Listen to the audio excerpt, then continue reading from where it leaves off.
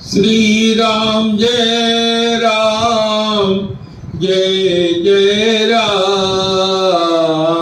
श्री राम जय राम जय जय राम। श्री राम जय राम जय जय राम। श्री राम जय राम जय जय राम। जय रघुनंदन जय सिया राम।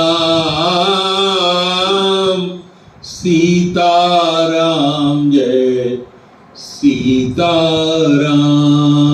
जय रघुनंदन जय सिया राम। सीताराम जय सीताराम। जप ले राम का नाम, अंत समय में आएगा काम। जप ले राम का नाम, अंत समय में आएगा काम। जग की दौलत है बेकाम,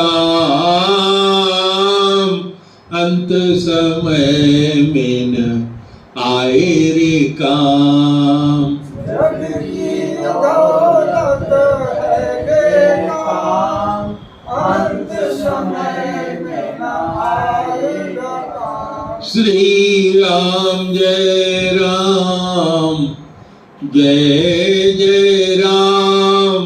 जय सिया राम जय जय सिया राम। श्री राम जय राम जय जय राम। जय सिया राम जय जय सिया राम। ओम ब्रह्मानंदम परम सुखदम केवलम ज्ञान मूर्तिम द्वंद्वातीतं गगन सदिशं तत्त्वमस्यादिलक्ष्यम् एकं नित्यं विमलं अचलं सर्वधी साक्षिभूतं भावातीतं त्रिगुणरहितं सद्गुरुं तं नमामि। प्रेम से बोलिए गुरुदेव भगवान की जय। पिछली बार हम लोगों ने चर्चा किया था राम नाम मणि दीप धरु जीह दे हरि द्वार। तुलसी भीतर बाहर जो चाहे शिव जियार। तो इसमें चर्चा कुछ रह गई थी, उसमें हम लोग चर्चा करेंगे। राम नाम क्या है? एक दीपक है। और कहाँ रखने की बात कह रहे हैं गोस्वामी जी? जीह रूपी देहरी पर। जीवा को क्या कहते हैं? देहली। तो जो लोग गांव के रहने वाले हैं प्राचीन समय में जानते होंगे कि गांव में जब दीपक जलाया जाता था तो तेल बहुत कठिनाई से मिलता था, और करते ये थे कि ड्योढ़ी पे रख देते थे, देहरी पे रख देते थे, तो बाहर भी उजाला आता था, दरवाजे के बाहर भी, और घर के अंदर जो रहते थे उनको भी उजाला मिलता था। तो देह रूपी जो घर है, इसके बाहर यानी जो संसार है, चित्त एवं ही संसार। हमारा चित्त जो है वही संसार है, जो संसार में है वही हमारे चित्त में। और हमारा देह क्या है? ये एक घर है। तो कहते हैं कि अगर इसमें भीतर और बाहर दोनों तरफ उजाला चाहते हो तो बहुत आसान सा काम है। कहा राम नाम रूपी दीपक इस जिह्वा के ऊपर रखो, यानी बोल के जोर जोर राम राम राम राम, श्री राम जय राम, राम राम सीताराम, जैसे भी बोल सको इस जिह्वा से बार बार इसको जपो तो भीतर और बाहर दोनों उजाला हो जाएगा। तो हमारा ये शरीर जो है ये बहुत बड़ा साधन है, और साधन ही नहीं है, साधन का धाम है। धाम किसको कहते हैं? धाम माने होता है घर। तो घर में आपके एक कोठार होता है जहां सामान आप रखते हैं, स्टोर रूम। एक किचन होता है जहां खाना आप पकाते हैं। एक बैठका होता है जिसमें आप लोगों से मिलते हैं। एक शयन कक्ष होता है जहां आप विश्राम करते हैं। और एक आपका बिल्कुल प्राइवेट रूम होता है जहां किसी और का प्रवेश नहीं होता। नाना प्रकार के साधन सुविधाएं उसमें संपन्न होती है। तो भगवान ने भी आपके इस शरीर को साधन धाम बनाया है। और गोस्वामी जी ने तो आगे लिखा ही है, हम लोग आएंगे, साधन धाम मोक्ष कर द्वारा पाई नयर परलोक सवारा। लेकिन कहते हैं इस परलोक को पाने का साधन क्या है? कहा सीधे राम नाम, और कुछ करने की जरूरत नहीं। तो भाई किसी वेद वाले से मिलो तो वेद वाला कहता है कि वाणी 4 तरह की होती है। वैखरी वाणी जो हम लोग बोल रहे हैं, दूसरी जो हम गले से बोलते हैं, तीसरी जो हम हृदय में सुनते हैं, और चौथी नाभि में जो हम सुनते हैं। तो ये 4 तरह की वाणी होती है। और ये चारों तरह की वाणी 4 तरह के रास्ते हैं, जो हमारे 4 तरह के साधन हैं जिससे हम प्रभु के पास जाते हैं, जा सकते हैं। वो साधन जैसे जो योगी है वो अपने नाभि को, यानी नाभि चक्र को इतना डेवलप करता है कि भगवान के यहाँ से जितनी भी चीजें आती हैं वो उसको उसी में महसूस करता है, और वहाँ अमृत का कुंड उसके बसता है। इसके कहने का मतलब ही यही है कि भगवान से सीधे उसका कम्युनिकेशन, संपर्क यहाँ से होता है।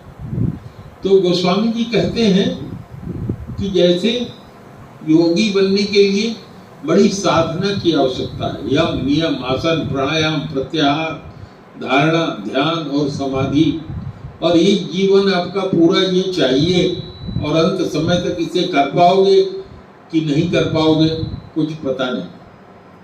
दूसरा जो गले से हम करते हैं, तो गले में कहते हैं नाद ब्रह्म है, गले से उच्चारण करते हैं ओम का उच्चारण। ओम का उच्चारण कौन करते हैं? निरंकार को मानने वाले, भगवान के निरंकार स्वरूप को मानने वाले गले से जिह्वा के साथ लगा करके ओम का उच्चारण करते हैं, जिसको कबीर साहब ने कहा कि अनहद नाद में एक गुफा में एक ध्वनि होती है, तो वो साधक वहां से करते हैं। गले से नीचे चलिए हृदय का। हृदय में कौन दर्शन करता है? हृदय में भगवान का दर्शन करते हैं साधक, सिद्ध और सुजान। तो गोस्वामी जी कहते हैं कि राम का नाम एक ऐसा है जो चारों तरह के साधन के लोगों के लिए सुलभ है, क्योंकि आप आगे देखेंगे कि चारों तरह के साधकों के लिए गोस्वामी जी चर्चा करते हैं। जैसे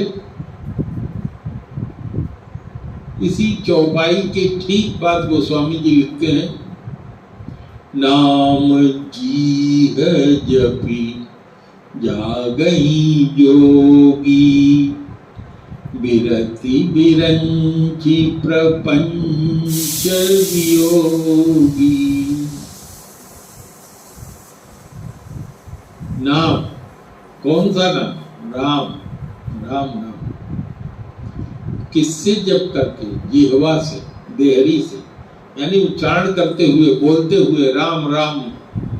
कहीं लिखा गोस्वामी जी ने, राम राम रटु राम राम जपु जीहा, राम नाम नवनेह मेह को मन हठि होहु पपिया। जैसे पपीहा पी कहाँ करता है, उस तरह से राम नाम जपो। तो कहते हैं कि जो योगी है, योगी, अभी मैंने आपसे चर्चा किया, जो यम नियम आसन प्राणायाम प्रत्याहार धारणा ध्यान और समाधि करते हैं, तो इसकी 4 अवस्थाएं कही जाती हैं। हर व्यक्ति के अंदर ये 4 अवस्थाएं होती हैं। सुसुप्तावस्था, सुसुप्तावस्था क्या होती है?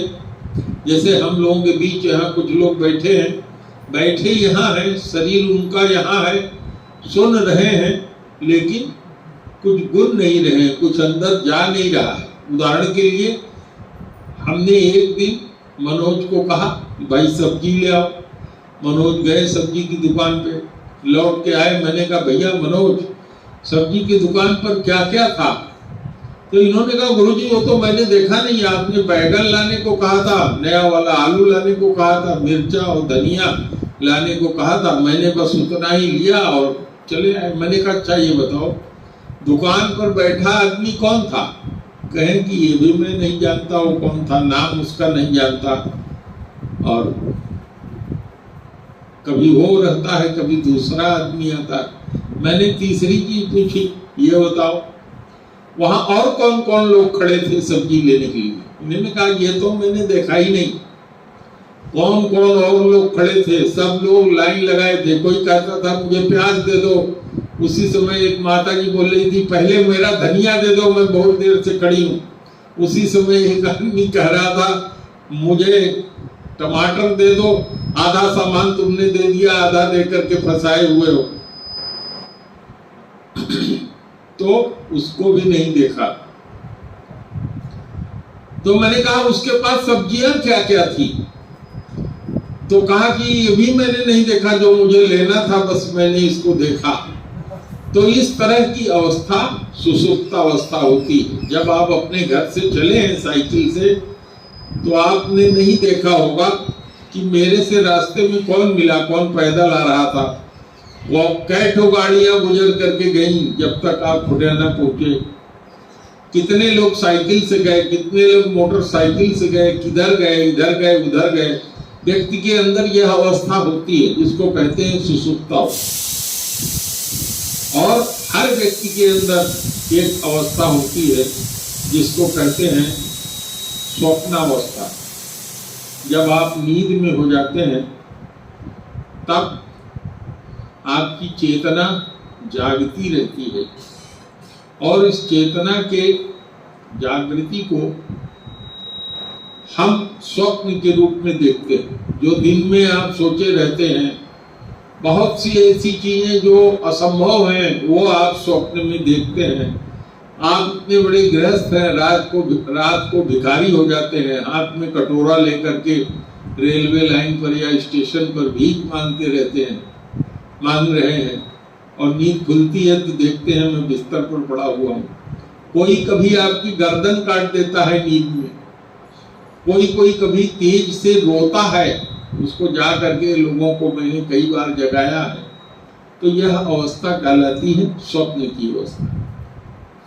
और तीसरी अवस्था होती है जागृत अवस्था। जागृत अवस्था क्या होता है? हर समय पूरे होश में रहना। गुरु जी ने क्या कहा मुझे एक एक चीज याद है। मैं घर से चला, जैसे मैंने आपको बताया, कितने साइकिल से में मिले, कितने मोटरसाइकिल से मिले, उसमें कितने परिचित थे, कितने अपरिचित थे। हमें किसी से कोई लेना देना नहीं है, लेकिन हमको होश है। हम सवेरे सो करके उठे तो हमारा कौन सा पैर पहले दाहिना पड़ा कि बायां पड़ा, हमारी सांस कौन सी चल रही थी, दाहिनी चल रही थी कि बाईं चल रही थी। हमने चप्पल पहना तो दाहिना पहना कि बायां पहना, कोई होश नहीं। आज अभी आप लोगों से पूछा जाए कि यहाँ चलने के लिए आए तो पहले दाहिना चप्पल पहने तो बायां, तो शायद आप लोगों में से कोई एक बता पाए। तो जब आदमी इस चैतन्यावस्था में आ जाता है कि उसको सारी चीज याद रहती है, उसे प्रयास नहीं करना पड़ता, तो इस अवस्था को कहते हैं जागृति अवस्था। जागृति अवस्था के लिए कबीर साहब ने कहा, बिन जागे न पहियो सजन सखिया। अपने मन को कह रहे हैं, अपनी आत्मा कह रहे हैं कि जब तक जागोगी नहीं, जो तुम्हारा सजन है, भगवान जिसके लिए ये शरीर मिला है, उसको नहीं पाओगी। ये सखी मन और बुद्धि, मन बुद्धि से कह रहा है, बिन जागे न पहियो सजन सखी। और तीसरी अवस्था जब पूरी होती है, तब आप चौथी अवस्था में पहुंचते हैं, जिसको कहते हैं तुरीयावस्था। तुरीयावस्था क्या होती है? हमेशा ज्ञान में निमग्न रहना, हमेशा सतो गुण में ही रहना। तुरीयावस्था में पहुंचने वाले व्यक्ति को क्रोध नहीं आता। भगवान शंकर ने केवल एक बार क्रोध किया, किस पे? कामदेव पे, और उनके जीवन में कभी आप देखते हैं कभी क्रोध का कोई उदाहरण नहीं मिलता। भगवान विष्णु का कहीं आप नहीं देखते कि उनको कभी क्रोध आया हो। इतने बड़े बड़े राक्षसों का उन्होंने संहार किया और हमेशा हंसते रहे, हंसते हंसते संहार किया, हंसते हंसते उनसे युद्ध किया और मारने के बाद उसको अपने अंदर मिला लिया। तो यह जो अवस्था होती है, ये तुरीयावस्था कहलाती है। जब आप गोस्वामी जी द्वारा लिखा रुद्राष्टक पढ़ते हैं तो उसमें भी पढ़ते हैं, नमामि शमीशान निर्वाण रूपम विभुम व्यापकम ब्रह्मवेद स्वरूपम निजम निर्गुणम, उसमें आता है तुरीयम। तो ये चार अवस्था होती है। तो गोस्वामी जी कह रहे हैं कि नाम जपने मात्र से तुम्हें जागृत अवस्था प्राप्त हो जाएगी, क्योंकि हर आदमी की इच्छा होती है कि तुरीयावस्था में जाए, भगवान को प्राप्त करे। और कह रहे हैं कि बहुत साधारण है, नाम रूपी दीपक को जीह के देहरी पे रख दो और उससे भीतर बाहर दोनों उजियार हो जाएगा।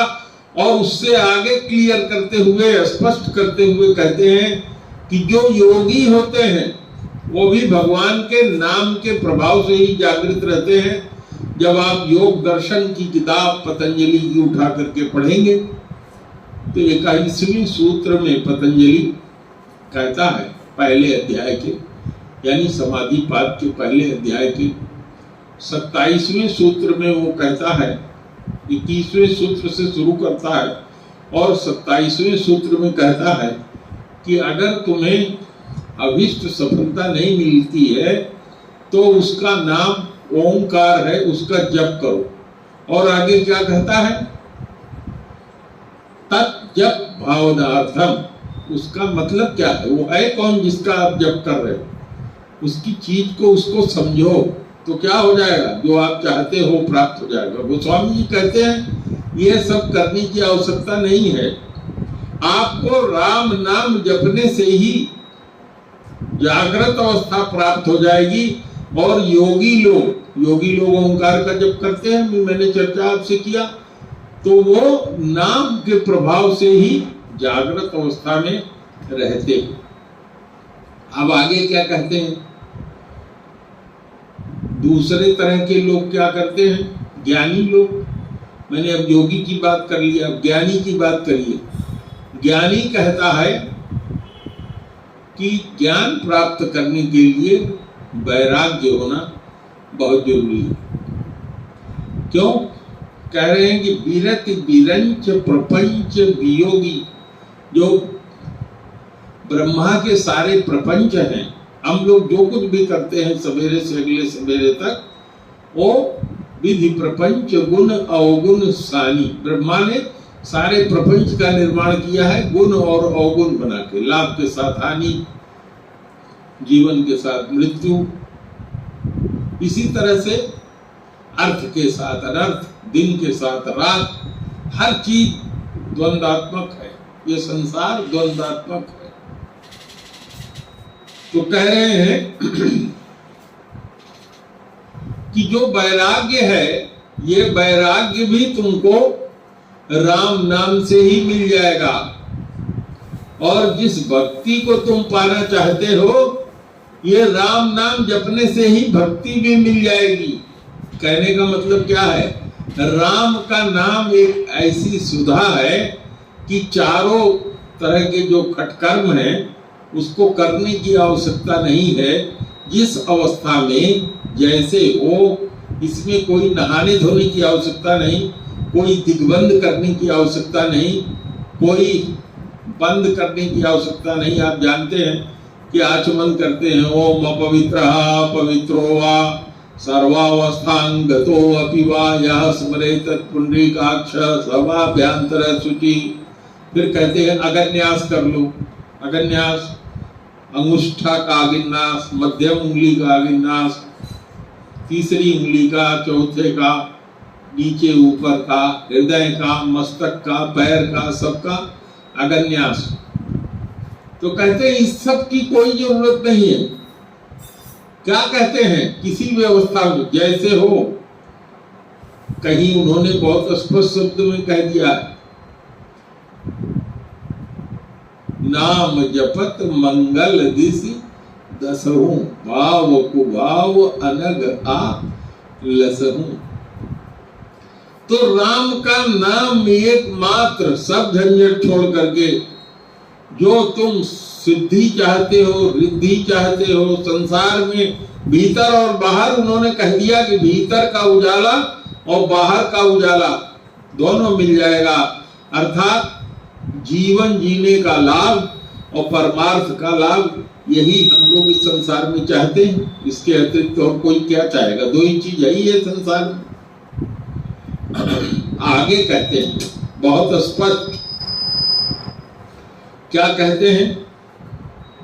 ब्रह्म सुख ही अनुभव ही अनूपा, अकथ अनामय नाम न रूपा। जो योगी लोग हैं वो किसकी उपासना करते हैं? ब्रह्म की। हमने आप लोगों से चर्चा किया कि भगवान के 3 नाम हैं। पहला नाम है ब्रह्म। ब्रह्म क्या है? सत्ता मात्र है, उसके अंदर सारी शक्ति है, लेकिन कोई शक्ति उसकी प्रकट नहीं है। जैसे भूसी देखे हैं आप, धान की भूसी, उसमें आग जला दीजिए तो अंदर आग बनी रहती है, बाहर से बुझी रहती है। यदि उसमें उंगली डालोगे तो आग है, उसके अंदर जल जाओगे। तो जो सत्ता मात्र है, उसके उपस्थित होने का जो सुख है, इसको ब्रह्म सुख कहते हैं। वह भगवान का स्वरूप ब्रह्म स्वरूप कहलाता है, जिसको ज्ञानी और निर्गुण के उपासक प्राप्त करना चाहते हैं। भगवान का दूसरा स्वरूप है परमात्मा का।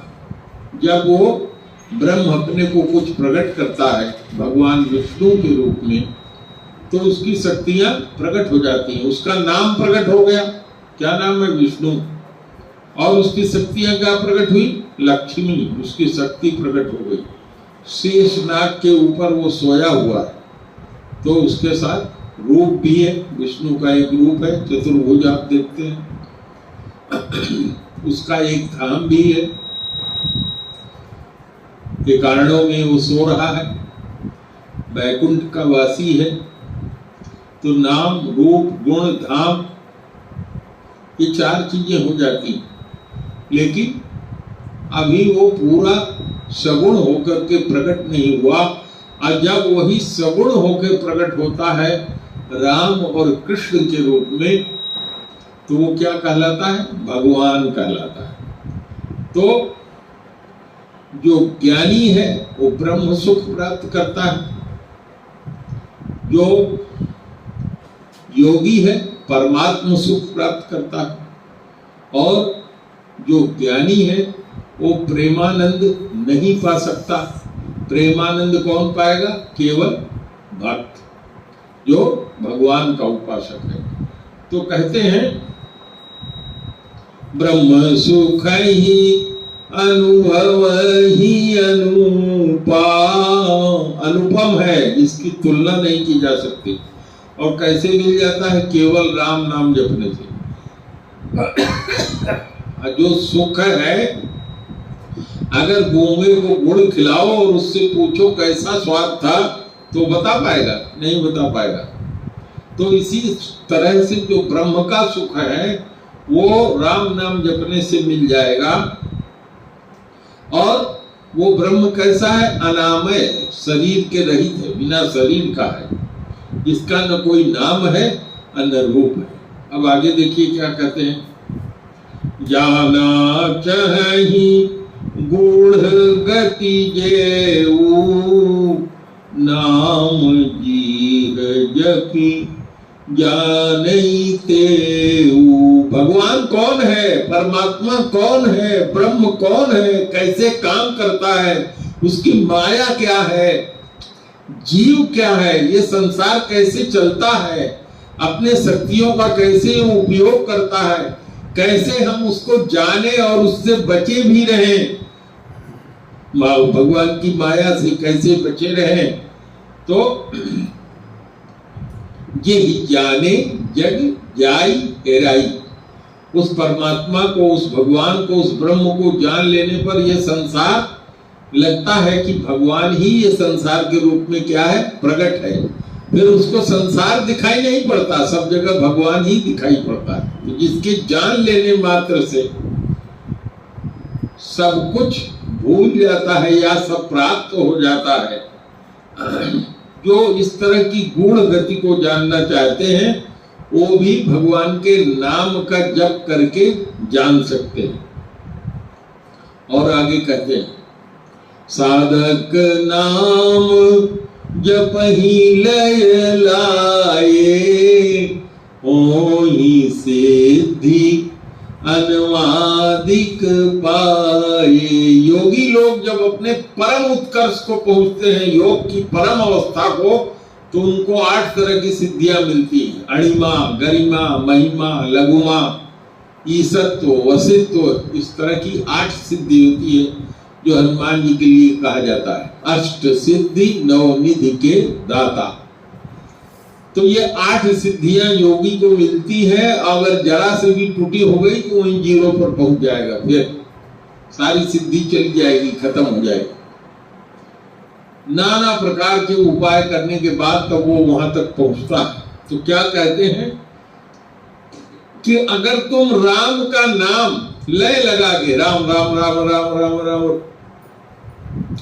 जय सिया राम जय जय सिया राम, सीता राम जय सीता राम, लय से हरे कृष्ण कृष्ण कृष्ण हरे हरे, हरे राम राम राम हरे हरे, श्री राम जय जैसे भी लय से अगर कोई भगवान के नाम को जपता है, लेता है, तो वो क्या हो जाएगा? योगी लोग जो पूरा जीवन बिता के जिस सिद्धि को नहीं पाते हैं, वो अष्ट सिद्धियां उसको अपने आप क्या हो जाएंगी? मिल जाएंगी।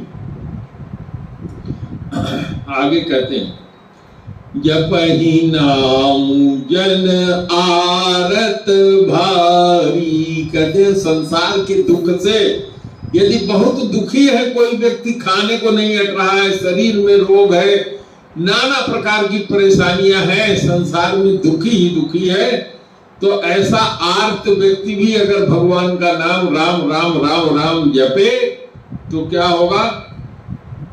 मिटहि को संकट, जो उसके ऊपर विपत्ति आई हुई हो क्या हो जाती है? मिट जाते हैं। और हो ही सुखारी, जैसे जिस तरह से वो चाहता है कि हमें सुख प्राप्त हो जाए, वो प्राप्त कर सकता है। आगे कहते हैं, राम भगत जग चारी प्रकारा, सुकृति चारहु अनघ उदारा। कहते हैं भगवान के जो राम जी के भक्त हैं वो संसार में 4 प्रकार के होते हैं। पहला तो आर्त, जो बहुत दुख से दुखी, दूसरा अर्थार्थी, जो धनी होना चाहता है, धन की बड़ी कमी है, सब कुछ है घर में, खाने को नहीं अटता, धन के बिना काम नहीं चलता, अर्थार्थी।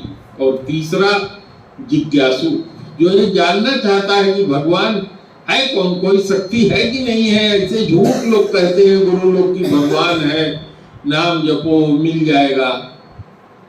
और चौथे तरह के लोग होते हैं भक्त ज्ञानी। तो ये भगवान के 4 तरह के भक्त होते हैं और चारों में एक गुण अपने आप आ जाता है। क्या आ जाता है? उनका नाम और यश हर तरफ फैल जाता है। जो उनके पास जाएगा उसको शांति मिलेगी, समृद्धि मिलेगी, सुख मिलेगा, सुकृति होती है उनकी। पाप से वो रहित होते हैं और उदार प्रकृति के होते हैं।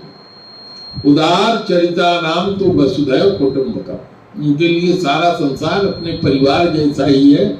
अगर उनके पास कोई चला जाए, खाना खा रहे हो तो अपना खाना उसे दे देंगे, ये नहीं देखेंगे कि मैं खा पाऊंगा कि नहीं। इसके कई उदाहरण पुराण में और वेदों में आते हैं।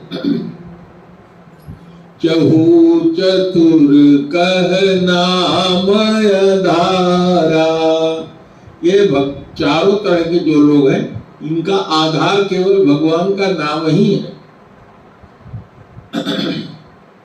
ज्ञानी ही प्रभु ही विशेष प्यारा, और इसमें से जो ज्ञानी भक्त है, यानी भगवान के बारे में सब कुछ जानता है और भगवत भजन करता है, उनसे कुछ नहीं चाहता है, ऐसा भक्त भगवान को अत्यधिक प्रिय।